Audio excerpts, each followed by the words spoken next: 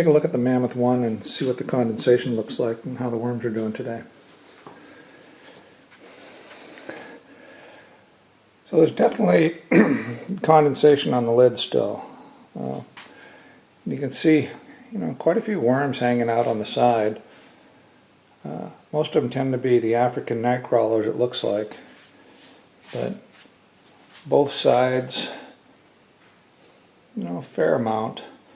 This system is definitely more moist than the other one, but so I may add some shredded paper to it and see if I can bring down the moisture content a little bit.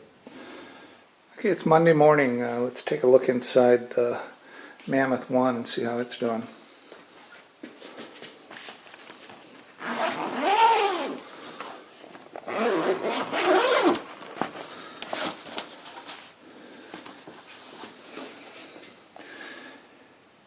Yeah, we definitely have a lot of worms again. I took a temperature reading down in this last big feeding I gave, and that's definitely part of the reason why these worms are trying to do this exodus.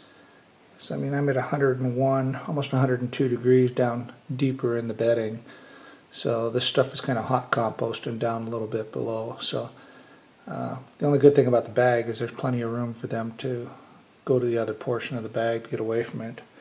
I'm going to leave it open during the day today, and so I went ahead and just kind of dug up this area where the compost was for this huge feeding I did on the Mammoth one.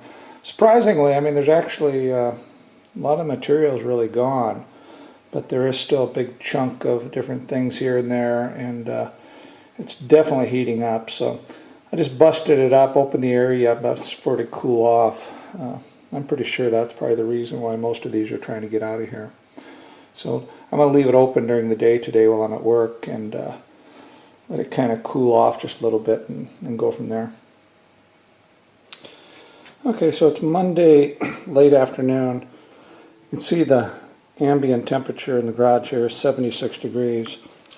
So let's go ahead and stick this down there now and see what it's like down deeper. I actually just added some bedding and some micro shred white paper on top of this, so that's why it looks so funny there. It looks like it snowed, but it seemed much cooler.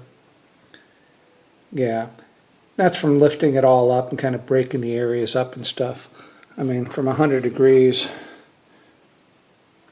88, and I did notice a lot of worms down in some of those areas now. 84, yeah, it looks really good. 86.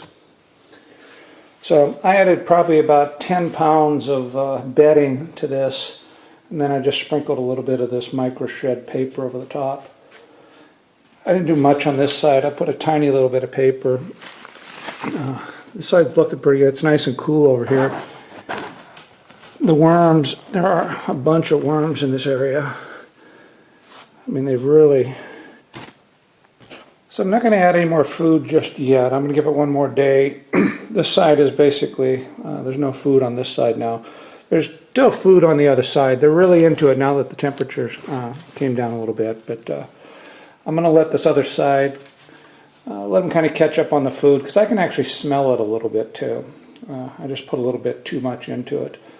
So I think the next heavy feeding, I'm going to add definitely a lot more bedding with it, for I basically keep the particles apart from each other, for they don't go into a hot compost situation, kind of like this was doing. So I'm going to take a look here in the Mammoth 1 and just show you what the worm density is like right now. The worms are really doing well in here now.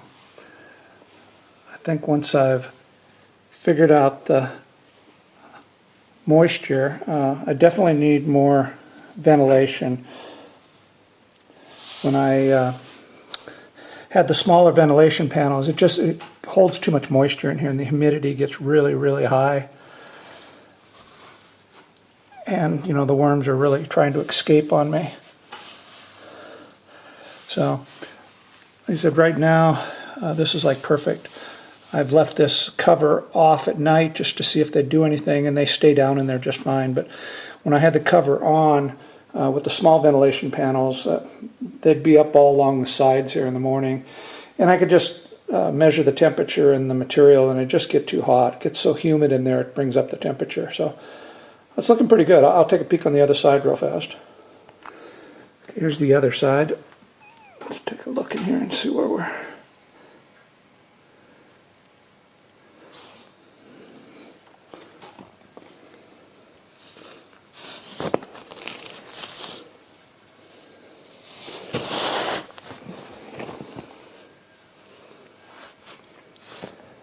So overall, I'm pretty happy now. I think that's about right. The worms are staying down in the material.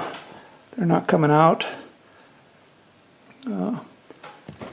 And the other thing I definitely learned too on this is when I give them the big feedings, I spread the food out all over the place. I don't put it in a big pile because it'll really heat up. It starts composting, hot composting. So if I throw a fair amount of scraps, I just make sure that they're separated by a little bit of distance, you know, big clumps of them with some bedding. Okay, this is the Mammoth 1 with the new ventilation panels in the lid. And you can see they're much, much bigger. These are each square foot, so they're 12 by 12. But I found this really works fine. It's kind of the best of both worlds. I mean, I get this very durable side here, and then I'll have a mesh center and stuff. But again, the mesh that I use is really strong as well. But the smaller panels just aren't enough ventilation. I know some people complain that they think these things will dry out too fast, but I'm not finding that at all here. I'm in a dry climate. I'm having issues with it staying too moist. So if for some reason you want to control the moisture in here and retain more moisture, all you're going to have to do is place something over the top of each one of these ventilation panels, a piece of material or a piece of plastic or anything. I have a prototype lid made up. I'll set it on top here and show you what it's going to look like. Okay, so this is the prototype lid basically that I'm going to probably put on the next Mammoth I make. As you can tell, I got a ventilation panel on each side, right at 12 by 12. With then I have the logo in the center here. So I think this will actually work pretty well. The bag itself is functioning really well so far. It's handling the weight just fine.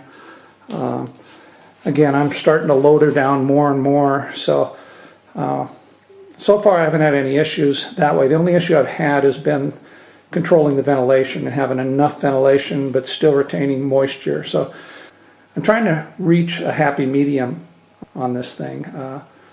Just the right amount of airflow for it maintains moisture but won't dry out. And I think this is about where it's at. I mean, again, these are very large, 1 foot by 1 foot, so there's going to be a tremendous amount of airflow that'll go through that. So I haven't done anything to the Mammoth 2 yet. You can see I had the corners open because, again, this little ventilation panel I had in the center is just not even close to enough ventilation as far as I'm concerned. So I'll probably do the same thing on this one. I'll cut out a large 1 foot on each side, and then since it's my bag, I'm going to keep it here. I'll just temporarily like hand stitch and glue a screen on there to keep pests and stuff out. But the new ones I make are going to have this lid right here. I'm pretty confident that's what they're going to look like.